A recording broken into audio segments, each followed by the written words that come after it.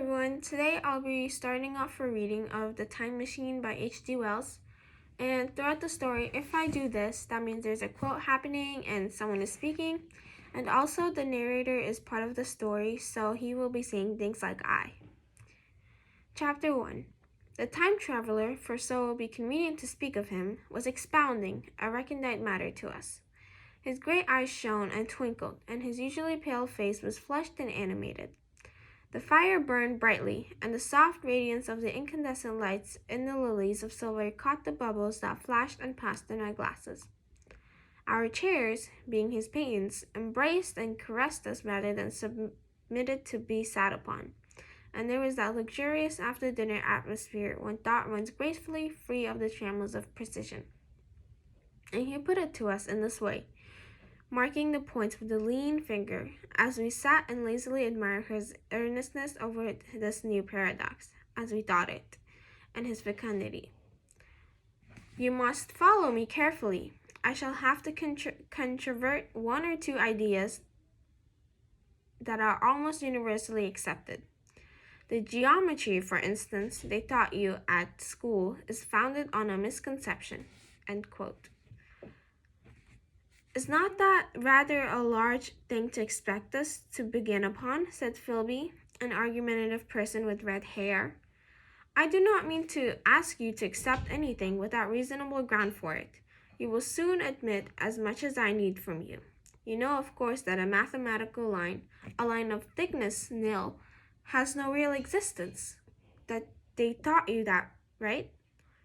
Neither has a mathematical plane. These things are mere abstractions. That is all right, said the psychologist. Nor having only length, breadth, and thickness can a cube have a real existence. There, I object, said Philby. Of course a solid body may exist. All real things. So most people think. But wait a minute. Can an instantaneous cube exist? End quote. Don't follow you, said Philby. Can a cube that does not last for any time at all have a real existence? Philby became pensive. Clearly, the time traveler proceeded. Any real body must have extension in 4 directions. It must have length, breadth, thickness, and duration. But throughout a natural infirmity of the flesh, which I will explain to you in a moment, we incline to overlook this fact.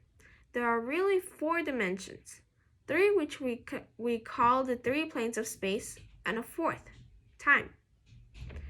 There is, however, a tendency to draw an unreal distinction between the former 3 dimensions and the latter, because it happens that our consciousness moves intermittently in one direction along the ladder from the beginning to the end of our lives. That, said a very young man, making spasmodic efforts to relight his cigar over the lamp. That, very clear indeed. Now, it is very remarkable that this so extensively overlooked, continued the time traveler, with a slight accession of cheerfulness. Really, this is what is meant by the 4th dimension. Though some people who talk about the 4th dimension do not know they mean it. It is only another way of looking at time. There is no difference between time and any of the 3 dimensions of space, except that our consciousness moves along it. But some foolish people have got hold of the wrong side of the idea. You have all heard what they have to say about this 4th dimension. I have not, said the provincial mayor. It is simply this, that space, as our mathematicians have it, is spoken of as having 3 dimensions, which one may call length, breadth, and thickness, and is always definable by reference to 3 planes, each at right angles to the others. But some philosophical people have been asking why 3 dimensions particularly? Why not another direction at right angles to the other 3? And have even tried to construct a 4th dimension geometry. Professor Simon Newcomb was expounding this to the New York Mathematical Society only a month or so ago. You know how on a flat surface, which has only 2 dimensions, we can represent a figure of a 3-dimensional solid, and similarly, that they think that by models of 3 dimensions, they could represent one of 4 if they could master the perspective of one thing. See? I think so, murmured the Pranavika mayor, and knitting his brows, he lapsed into an introspective state, his lips moving as one who repeats mystic words. Yes, I think I see it now, he said after some time, brightening in a quite transitory manner. Well, I do not mind telling you I have been at work upon this geometry at 4 dimensions for some time. Some of my results are curious. For instance, here is a portrait of a man at 8 years old, another at 15, another at 17, another at 23, and so on. All these are evidently sections, as it were, 3-dimensional representations of his 4-dimensioned being, which is a fixed and unattainable thing. Unalterable thing, my bad.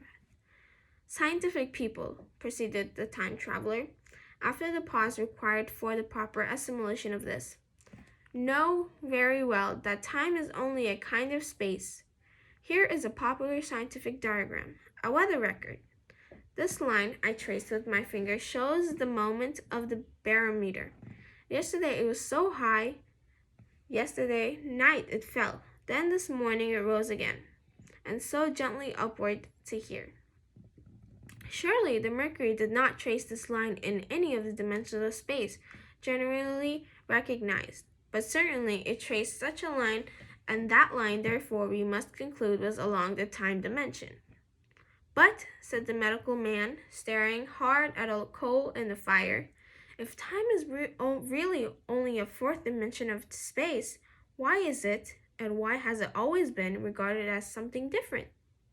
And why cannot we move in time as we move about in other dimensions of space? The time traveler smiled. Are you sure we can move freely in space? Right and left we can go, backward and forward freely enough, and men always have done so. I admit we move freely in 2 dimensions, but how about up and down? Gravitation limits us here. Not exactly, said the medical man. There are balloons. But before the balloons, save for spasmodic jumping and the inequalities of the surface, men had no freedom of vertical movement. Still, they could move a little up and down, said the medical man. Easier down than up. And you cannot move at all in time. You cannot get away from the present moment. My dear sir, that is just where you are wrong. That is just where the whole world has gone wrong. We are always getting away from the present moment. Our mental existence, which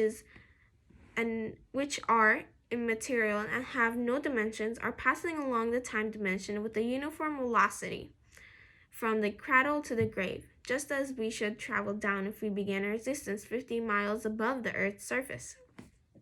But the great difficulty is this, interrupted the psychologist. You can move about in all directions of space, but you cannot move about in time.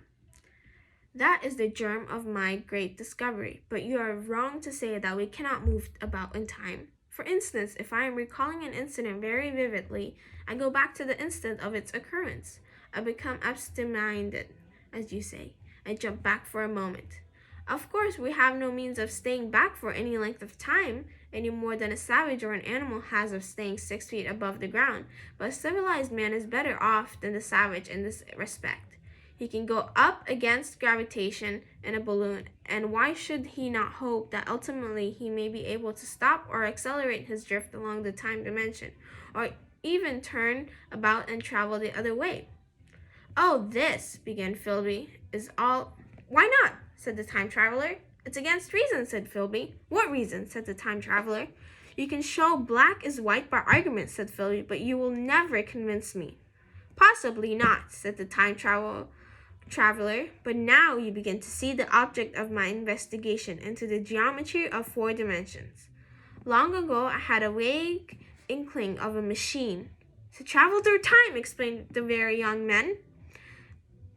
That shall travel indifferently in any direction of space and time as the driver determines. Philby contented himself with laughter. But I have experimental verification, said the time traveler. It would be remarkably convenient for the historians, the psychologist suggested. One might travel back and verify the accepted account of the Battle of Hastings, for instance. Don't you think you would attract attention, said the medical man? Our ancestors had no great tolerance for anachronisms. One might get one's Greek from the very lips of Homer and Plato, the very young men thought.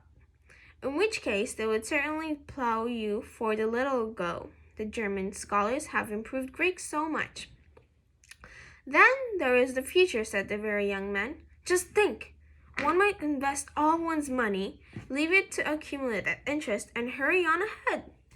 To discover a society, said I, erected on a strictly communistic basis. Of all the wild, extravagant theories, began the psychologist.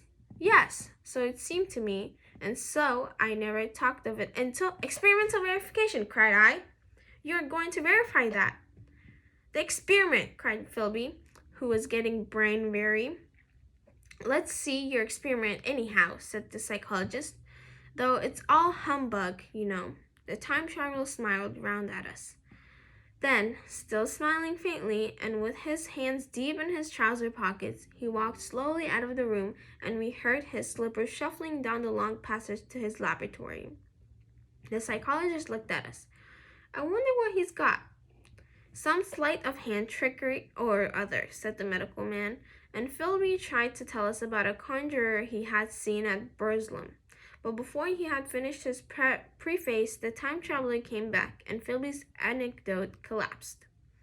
The thing the time traveler held in his hand was a glittering metallic framework, scarcely larger than a small clock, and very delicately made. There was ivory in it, and some transparent crystalline substance. And now I must be explicit, for that follows, unless his explanation is to be accepted, is an absolute, unaccountable thing. He took one of the small octagonal tables that were scattered about the room and set it in front of the fire, with two legs on the hearthrug. On this table he placed the mechanism. Then he drew up a chair and sat down. The only other object on the table was a small shaded lamp, the bright light of which fell upon the model. And there were also perhaps a dozen candles about, 2 in brass candlesticks upon the mantel, and several in sconces, so that the room was brilliantly illuminated. I sat in a low armchair nearest the fire, and I drew this forward so as to be almost between the time traveler and the fireplace. Philby sat behind him, looking over his shoulder. The medical man and the provincial mayor watched him in a profile from the right, the psychologist from the left. The very young men stood behind the psychologist. We were all on the alert. It appears incredible to me that any kind of trick, however subtly conceived and however adroitly done, could have been played upon us under these conditions. The time traveler looked at us, and then at the mechanism. Well, said the psychologist. This little affair, said the time traveler, resting his elbows on the table and pressing his hands together above the apparatus, is only a model. It is my plan for a machine to travel through time. You will notice that it looks singularly askew, and that there is an odd twinkling appearance about this bar, as though it was in some way unreal. He pointed to the part with his finger. Also, here is one little white lever, and here is another. The medical man got up out of his chair and peered into the thing. It's beautifully made, he said. It took 2 years to make, retorted the time traveler. Then we had all imitated the action of the medical man, he said. Now I want you clearly to understand that this lever being pressed over sends the machine gliding into the future, and this other reverses the motion. This saddle represents the seat of a time traveler. Presently, I am going to press the lever, and off the machine will go. It will vanish, pass into future time, and disappear. Have a good look at the thing. Look at the table, too, and satisfy yourself. There is no trickery. I don't want to waste this model and then be told I'm a quack. There was a minute's pause, perhaps. The psychologist seemed about to speak to me, but changed his mind. Then the time traveler put forth his finger towards the lever. No, he said suddenly. Lend me your hand. And turning to the psychologist, he took that individual's hands in his own and told him to put out his forefinger, so that it was the psychologist himself who sent forth the model time machine on its interminable voyage. We all saw the lever turn. I am absolutely certain there was no trickery. There was a breath of wind, and the lamp flame jumped. One of the candles on the mantel was blown out, and the little machine suddenly swung round, became indistinct, was seen as a ghost for a second, perhaps, as an eddy of faint, glittering brass and ivory, and it was gone, vanished. Save for the lamp, the table was bare. Everyone was silent for a minute. Then Philby said he was damned. The psychologist recovered from his stupor and suddenly looked under the table. At what the time traveler laughed cheerfully. Well, he said with a reminiscence of the psychologist. Then getting up, he went to the tobacco jar on the mantel and with his back to us began to fill his pipe. We stared at each other. Look here, said the medical man. Are you in earnest about this? Do you seriously believe that the machine has traveled into time? Certainly, said the time traveler, stopping to light the spill at the fire. Then he turned, lighting his pipe, to look at the psychologist's face. The psychologist, to show that he was not unhinged, helped himself to a cigar and tried to light it uncut. What is more, I have a big machine nearly finished in there. He indicated the laboratory, and when that is put together, I mean to have a journey on my own account. You mean to say that the machine has traveled into the future, said Philby. Into the future or the past? I don't for certain know which. After an interval, the psychologist had an inspiration. It must have gone into the past, if it has gone anywhere, he said. Why, said the time traveler. Because I presume that it has not moved in space, and if it traveled into the future, it would still be here at this time, since it must have traveled through this time. But, I said, if it traveled into the past, it would have been visible when we first came into this room, and last Thursday when we were here, and the Thursday before that, and so forth. Serious objections, remarked the prodigal mayor, with an air of impartiality, turning towards the time traveler. Not a bit, said the time traveler, and to the psychologist, you think you can explain that? It's presentation below the threshold, you know, diluted presentation. Of course, said the psychologist, and reassured us. That's a simple point of psychology. I should have thought of it. It's plain enough, and housed the paradox delightfully. We cannot see it, nor can we appreciate this machine, any more than we can spoke of a wheel spinning, or a bullet flying through the air. If it was traveling through time 50 times or 100 times faster than we are, if it gets through a minute while we get through a second, the impression it creates will of course be only 1/5 or 1/100th of what it would make if it were not traveling in time. That's plain enough. He passed his hand through the space in which the machine had been. You see, he said, laughing. We sat and stared at the vacant table for a minute or so. Then the time traveler asked us what we thought of it all. It sounds plausible enough tonight, said the medical man, but wait until tomorrow. Wait for the common sense of the morning. Would you like to see the time machine itself? Asked the time traveler, and therewith, taking the lamp in his hand, he led the way down the long, draughty corridor to his laboratory. I remember vividly the flickering light, his queer, broad head in silhouette, the dance of the shadows, how we all followed him, puzzled but incredulous, and how there in the laboratory we beheld a larger edition of the little mechanism which we had seen vanished from our eyes. Parts were of nickel, parts of ivory, parts had certainly filed or sawn out of rock crystal. The thing was generally complete, but the twisted crystalline bars lay unfinished upon the bench beside some sheets of drawings, and I took one up for a better look at it. Quartz, it seemed to be. Look here, said the medical man. Are you perfectly serious, or is this a trick like the ghost you showed us last Christmas? Upon that machine, said the time traveler, holding the lamp aloft, I intend to explore time. Is that plain? I was never more serious in my life. None of us quite knew how to make it. I caught Philby's eye over the shoulder of the medical man, and he winked at me sullenly. Chapter 2. I think that at the time none of us quite believed in the time machine. The fact is, the time traveler was one of those men who are too clever to be believed. You never felt that you saw all around him. You always suspected some subtle reserve, some ingenuity in ambush behind his lucid frankness. Had Philby shown the model and explained the matter in the time traveler's words, we should have shown him far less skepticism, for we should have perceived his motives. A pork butcher could understand Philby, but the time traveler had more than a touch of whim among his elements, and we distrusted him. Things that would have made the frame of a less clever man seem tricks in his hands. It is a mistake to do things too easily. The serious people who took him seriously never felt quite sure of his deportment. They were somehow aware that trusting his reputations for judgment with him was like furnishing a nursery with eggshell china.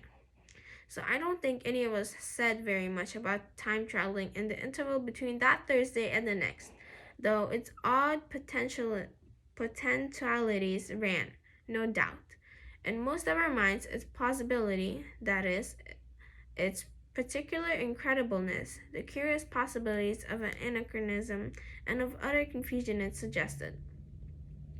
For my own part, I was particularly preoccupied with the trick of the model that I remember discussing with the medical man whom I met on Friday at the Leonin. He said he had seen a similar thing at Tübingen, and laid considerable stress on the blowing out of the candles, but how the trick was done he could not explain.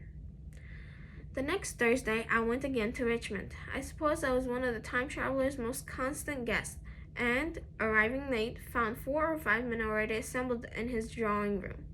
The medical man was standing before the fire with a sheet of paper in one hand and his watch in the other. I looked around for the time traveler, and, "It's 7:30 now," said the medical man. "I suppose we better have dinner?" "Where's," said I, naming our host. "You've just come? It's rather odd. He's unavoidably detained. He asked me in this note to lead off with dinner at 7 if he's not back. Says he'll explain when he comes." "It seems a pity to let the dinner spoil," said the editor of a well-known daily paper, and thereupon the doctor rang the bell. The psychologist was the only person besides the doctor and myself who had attended the previous dinner. The other men were Blank, the editor aforementioned, a certain journalist, and another, a quiet, shy man with a beard, whom I didn't know, and who, as far as my observation went, never opened his mouth all the evening. There was some speculation at the dinner table about the time traveler's absence, and I suggested time traveling in a half-jocular spirit. The editor wanted that explained to him, and the psychologist volunteered a wooden account of the ingenious paradox and trick we had witnessed that day week.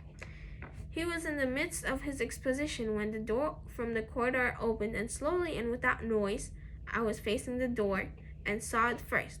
"Hello," I said, at last, and the door opened wider, and the time traveler stood before us.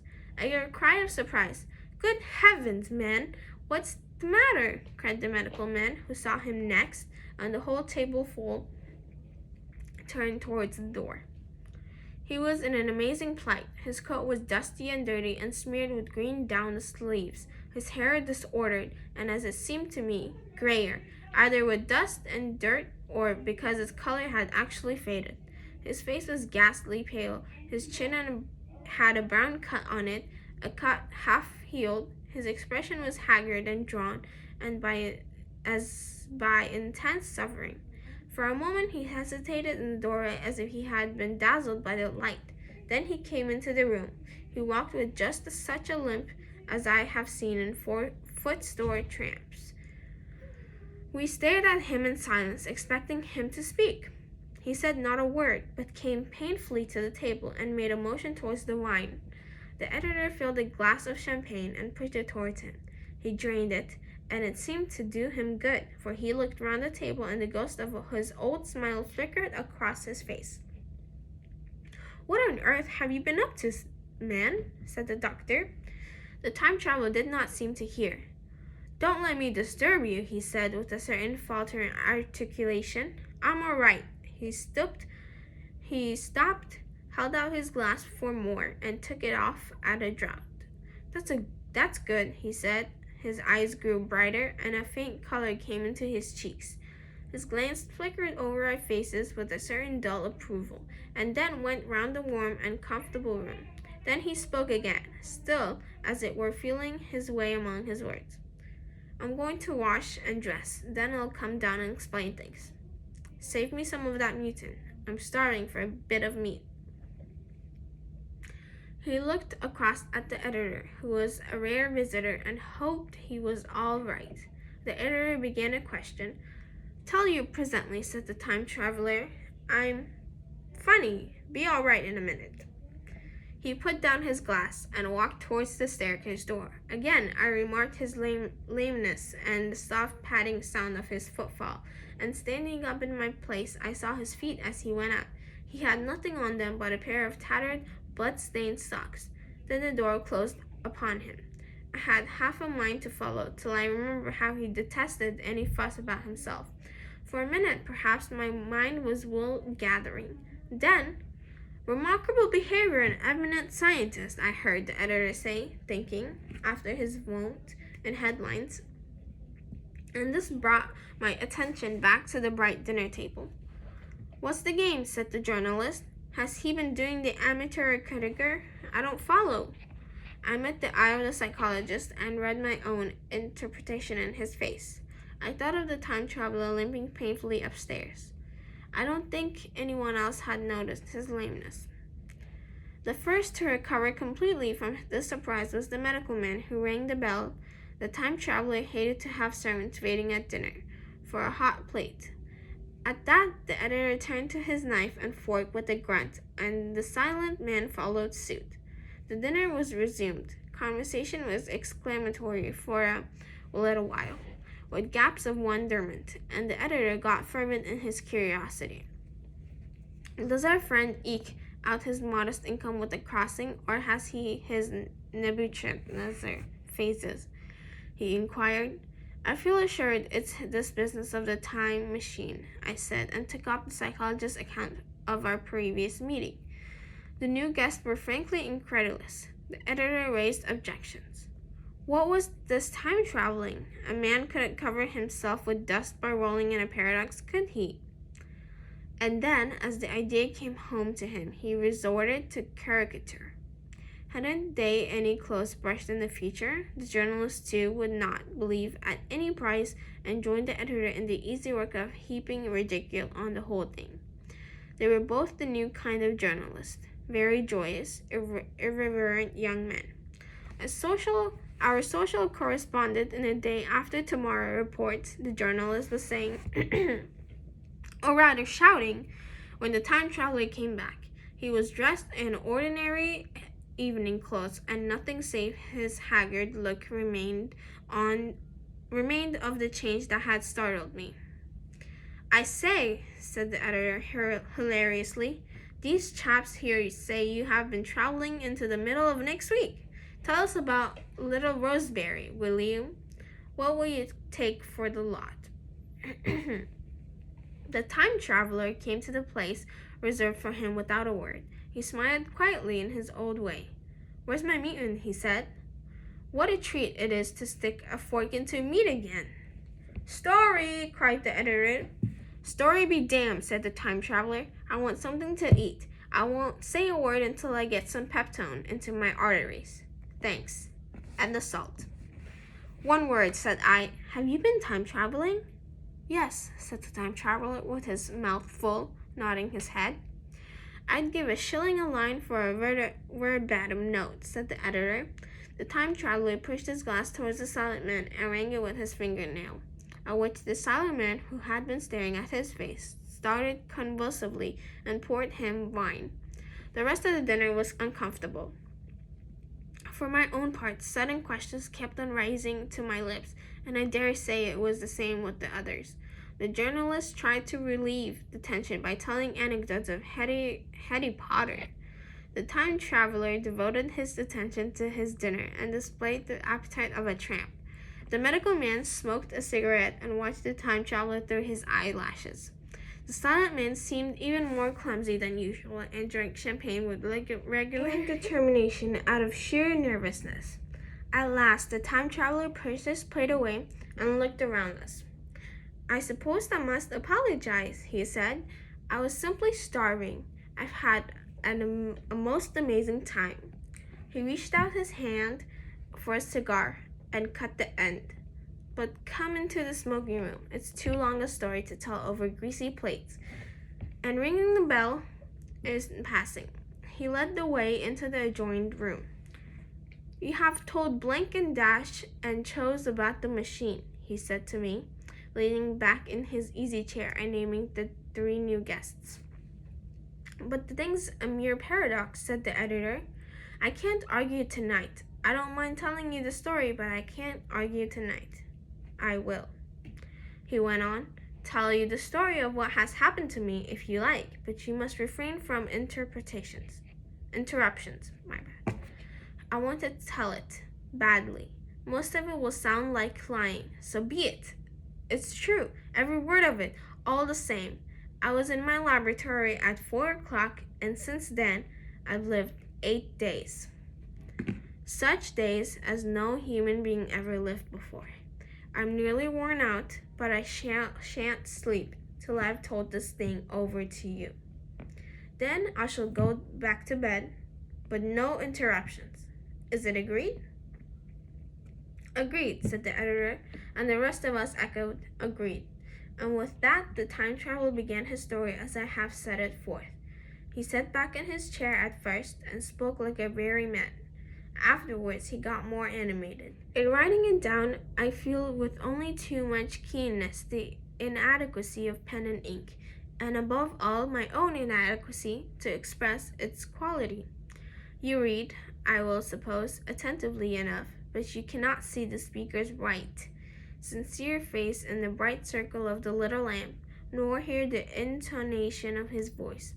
You cannot know how his expression followed the turns of his story.